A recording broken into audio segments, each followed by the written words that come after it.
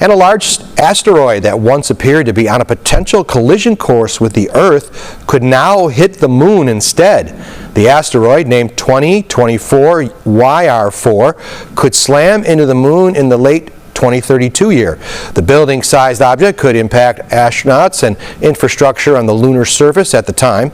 Researchers are studying the possible effects and looking into potential mitigation efforts. The asteroid NASA's scientists thought was on course for a dangerously close path to Earth now fear the moon might be a more likely target. The space rock known as 2024 YR4 is zooming around the sun and in and out of view of NASA telescopes, but the last observations show the asteroid's trajectory is now clear of Earth, but could hurtle dangerously close to the moon by the year 2032. Sounds like something out of a science fiction movie. Launch pads, spaceports, and data centers on the moon? Well, soon those dreams could become reality. The battle for AI dominance is now forcing companies to think outside the box and outside our atmosphere, racing to get massive computing centers into outer space. Joining me now for more on all of this is Ross Centers, CEO of Ethos Space. Ross, thank you so much for being here. Thanks, Gio. Okay, so let's try to break this all down here. So data centers on Earth, they're actually causing a massive strain on precious resources, of course, electricity, water. So why would data centers on the move be a better alternative? Well, the data centers on the moon are a really opportune moment in history because right now we're building ships that can get there, and it's always been an eighth continent that is just hanging in the sky. But what it's for is it has infinite power, infinite cooling, and infinite mineral resources to manufacture these data centers. So what you're seeing here is the first stage of a 1 gigawatt data center on the moon, and those solar panels and those towers, those are all made from lunar resources. These can all be made from the regolith that you find at any landing pad, anywhere you land on the moon. So we can take away the problem of trying to fit all of the energy demands for infinite growth in AI onto Earth, competing with human resources. And we can put that onto the moon, and we can create a new continent where we make our data centers and we have our compute live, and it's going to solve a lot of problems. What about the fact that the moon controls tides, it helps stabilize seasons, among so many other things here on Earth? Are there any concerns that building that kind of infrastructure there on the moon could potentially have unintended environmental consequences for us here on Earth? The moon could be hit by an asteroid that initially appeared to be on a potential collision course with Earth. While new data suggests the planet is cleared from impact, but there are risks to satellites and future space missions if it strikes the moon. The moon could soon have another iconic crater. It will be the largest asteroid hit the moon within, we think, about 5,000 years.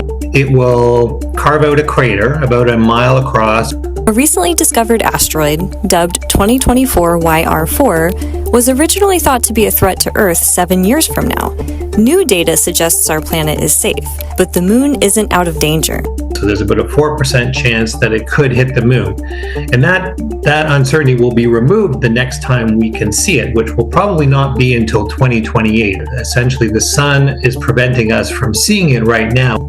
2024 YR4 is almost 200 feet across and could leave an impression on the moon similar in size to the meteor crater in Arizona. So if YR4 strikes the moon on the near side so that we can see it, there should be a bright flash, and then those small moon rocks essentially will fall into the Earth's atmosphere, where they will produce a brilliant meteor shower. There is no real danger to Earth, but it could impact our satellites and would put any astronauts exploring the moon under NASA's Artemis program at risk. Potentially have unintended environmental consequences for us here on Earth. None at all. The moon only interacts with the Earth through its gravity, right? So when we transform this regolith into landing pad materials like this hard rock, or we make it into solar panels and data centers, that doesn't change the gravity of it. And even if we launch material off the moon, we're going to be taking such a small percentage that there'll be no difference at all. What about this major question that, who owns the moon, right? The Outer Space Treaty of 1967 says that no nation can own the moon. So could this lead to a conflict if companies start claiming lunar real estate? I mean, I can imagine quite the legal battle, an interstellar legal battle might happen. Well, US law is actually very clear that if you start developing something on the moon, if you make something on the moon, that's yours and you have title to it. And international law agrees. Even the Outer Space Treaty says you can't interfere with what other people are doing. We have 55 nations signed up to the Artemis Accords, and they all stand for an affirmative vision of property rights, where if you build it, it's yours. All right, well, if I can get there, I'll claim my property right there.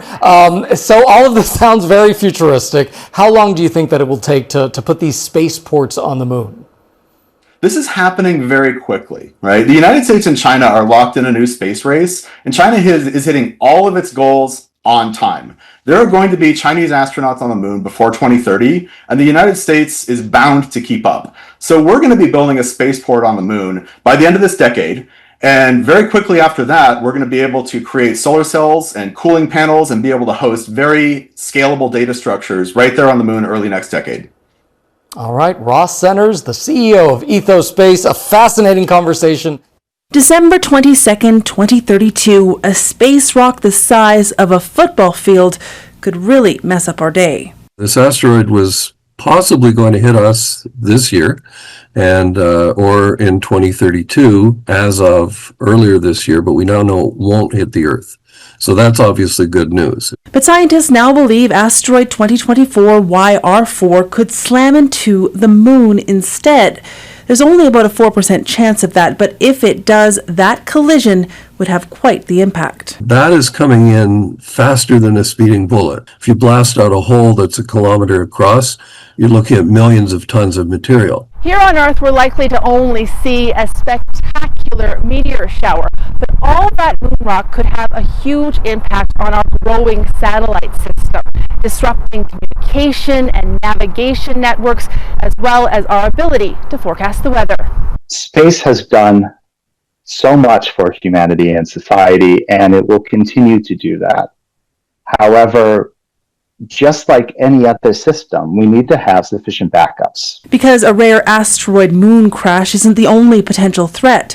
Solar storms, satellite-on-satellite collisions, or a military attack can take out vital space infrastructure too. If we get too reliant on space, and if we have other opportunities to do things, but we say, you know what, if we could do it from space, let's just do it from space, then we are setting ourselves up to be actually vulnerable to a wide range of issues. This particular threat won't be visible to us again until 2028, when scientists believe they'll be able to determine whether a direct hit to the moon will occur.